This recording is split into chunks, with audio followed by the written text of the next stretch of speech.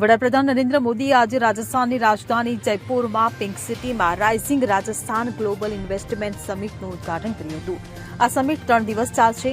કોન્ફરન્સની શરૂઆત સીએમ ભજનલાલ શર્માના સ્વાગત પ્રવચનથી થઈ હતી, જેમાં તેમણે વડાપ્રધાનનું સ્વાગત કર્યું હતું અને કહ્યું હતું કે રાજસ્થાનની 8 કરોડ જનતા વતી હું રાજસ્થાનના પ્રત્યેના તમારા સ્નેહ બદલ આભાર વ્યક્ત કરું છું. 9 થી 11 ડિસેમ્બર દરમિયાન યોજાયેલી આ કોન્ફરન્સ પહેલા લગભગ 30 લાખ કરોડ રૂપિયાના રોકાણ પ્રસ્તાવો માટે એમઓયુ પર હસ્તાક્ષર કરવામાં આવ્યા છે. ત્યારે આ સમિટના ઉદઘાટન બાદ વડાપ્રધાન મોદીએ રાજસ્થાનની વિકાસ યાત્રામાં આજે વધુ એક મહત્વપૂર્ણ દિવસ છે તેમ કહ્યું હતું.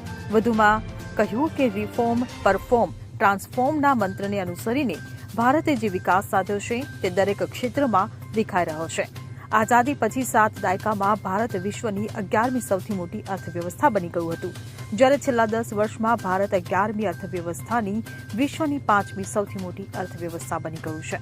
Bureau report CN24 news.